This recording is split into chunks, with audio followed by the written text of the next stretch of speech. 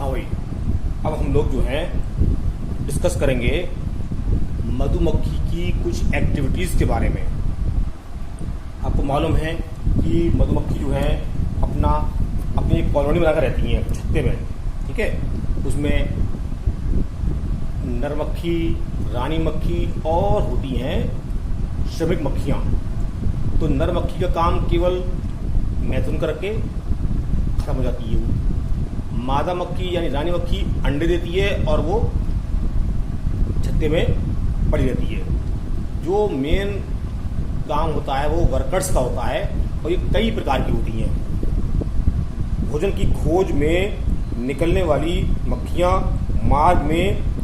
मार्ग की सही पहचान के लिए दृष्टि ज्ञान, गंध, स्वाद ज्ञान, ये सब काम जो है उनके अंदर बहुत अधिक विकसित होते हैं। मधुमक्खियां सूर्य की स्थिति, ऊंची इमारतों, पुष्पों की सुगंध से मार्ग की पहचान करती हैं। मधुमक्खियां आपस में सूचना भी एक दूसरे को पहुंचाती हैं, जिससे भोजन स्रोत का पता अन्य सभी सदस्यों को चल सके। तो इसके लिए जो है ये डांस करती हैं एक प्रकार का, जिसे कहते हैं मधुमक्खी का नाच। अर्नेस्ट स्पिट्ज़नर नाम लिखा है ऊपर, देखिए आप, ने बताया कि मधुमक्खियां निश्चित प्रकार के प्रचलन को संचार माध्यम बनाती हैं। इस विशेष गति को मधुमक्खी नृत्य कहते हैं। कार्ल वॉन फ्रिश ने मधुमक्खी के नृत्य की व्याख्या की, मतलब बताया वो किस प्रकार से करती हैं, ठीक है। इसके लिए उन्हें नोबेल प्राइज भी दिया गया।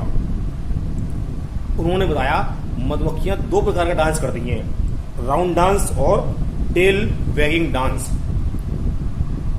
राउंड डांस जो होता है ये जब होता है जब भोजन जो है उनकी पहुंच से, या भोजन का स्रोत जो है उनकी पहुंच से लगभग 75 मीटर की दूरी पर होता है।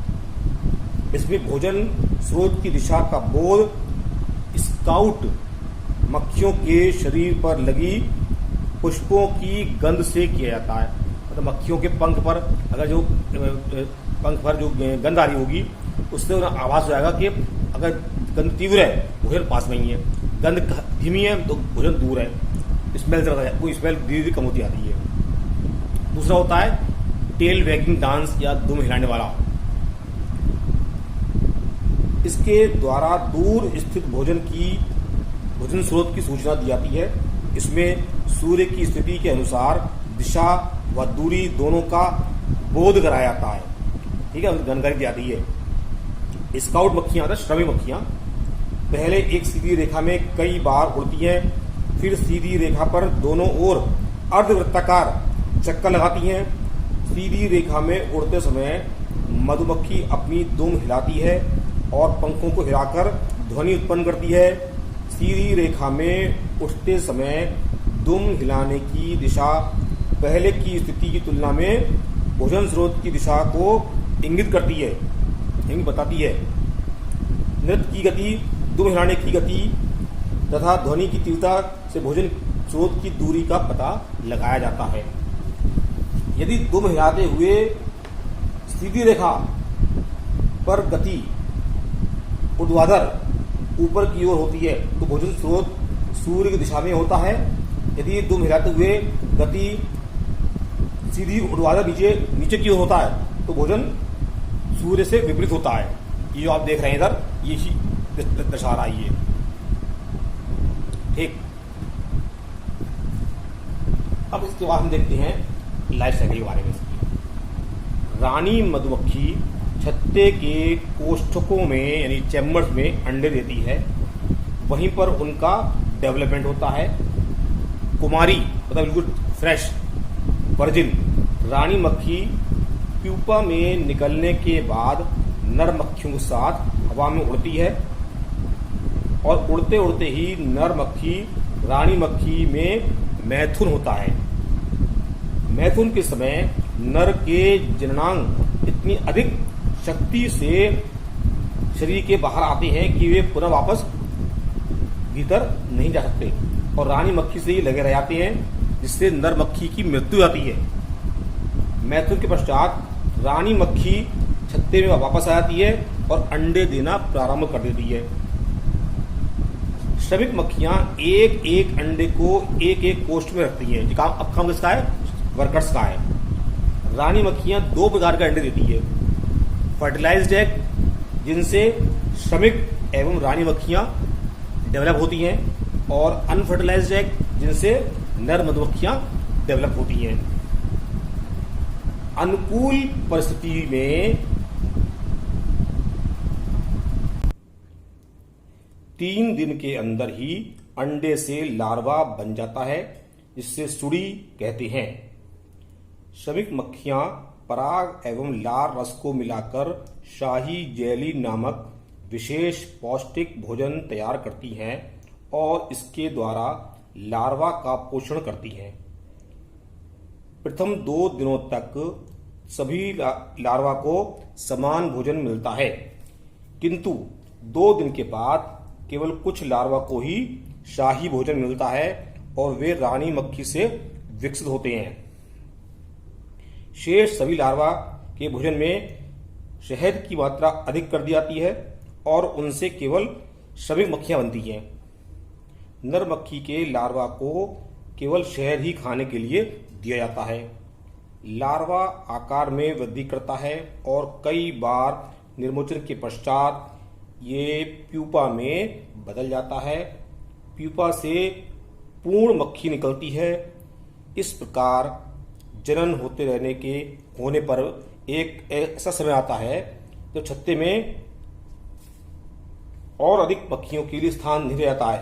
तब रानी मक्खी अपने श्रमिकों के साथ छत्ते को छोड़कर उड़ जाती है तथा नया छत्ता बना लेती है। इस समय पुराने छत्ते में केवल कुछ वर्कर्स तथा विकसित होती हुई रानी मक्खियां रह जाती हैं। डेवलपमेंट के बाद जो रानी मक्खी सबसे पहले कोष्ठक से बाहर निकलती है वह छत्ते की रानी मक्खी बन जाती है और अन्य डेवलपमेंट करती हुई मक्खियां रानी मक्खियों को डंक मारकर नष्ट कर देती हैं। तो आपको ये हो गया इसका जीवन चक्र। चित्र में देख रहे हैं जो बने हुए खंड, ये रानी मक्खी का ये है, ये कोष्ठक बने हुए हैं। इसमें अंडे दे रही है रानी मक्खी, ये अंडे हैं, इनसे ये लार्वा बन रहा है, सूढ़ी बन रही है, पराग कण भरा हुए हैं, ये शहद बनना है। ये नर कोष्ठक में, इसमें नर मक्खी होगी अंदर, ये ब्रेड लार्वा बनता कहते हैं उसे। और ये रानी मक्खी का कोष्ठक है, ये शाही मधु बन रहा है। इसमें शाही मधु जो है वो रानी मक्खी ही खाती है। आपको मालूम होना चाहिए कि व्यावसायिक स्तर पर शहद और मोम प्राप्त करने के लिए अब विभिन्न देशों में अनेक लोग मधुमक्खी पालन करते हैं। इसके लिए बड़े बड़े मधुमक्खी के फार्म स्थापित किए जाते हैं, जिन्हें मधुवाटिकाएं कहते हैं। इनमें मधुमक्खी पालन वैज्ञानिक विधियों से किया जाता है। अनेक देशों में मधुमक्खी पालन को बढ़ावा देने के लिए बोर्ड्स और कॉर्पोरेशंस बने हुए हैं। तो ये सब मिलाकर के जो है आप देख लीजिए कि आपको हमने इस चैप्टर के अंतर्गत क्या क्या बताया, रेशम कीट और मधुमक्खी। ठीक है, तो ये डांस वाली बात जो बता रहे थे, ये देखिए इस तरह से है, ये ऐसे घूमता है, ये घूम के ऐसे आ गया, ये राउंड डांस लाता है। इसमें ऐसे घूमती है, फिर ये घूम के ऐसे आती है। ठीक है, तो जो ये इनका तरीका है डांस का, टेल वैगिंग, इसमें ये पूंछ हिलती रहती है, इसकी पूंछ मरमरिंग करती है। ठीक, और भोजन के स्रोत ये ऐसे जा रहा है, ये सूर्य इधर है, भोजन इधर है, छत्ता ये है। तो यहाँ आगे बताएगी, यहाँ पर छत्ता भोजन उल्टी दिशा में है, यहाँ पर विपरीत दिशा में है। तो ये चीजें जो है इसके डांस के द्वारा ही बोध कराया जाता है। और ये मधुमक्खी जो है अपने छत्ते में अन्य मक्खियों को बताती हैं कि भोजन आसपास ही है या दूर है। तो कुल मिलाकर के भोजन जो है इनको इस तरह से ज्ञात होता है। तो आपका ये लगभग चैप्टर पूरा हो गया, इसको आप देख ले। अब जो है मंडे को आपको नया भेजेंगे, तब तक आप टेस्ट की भी तैयारी करें। टेस्ट इसी में से होगा, जो अब तक बढ़ा दिया गया है।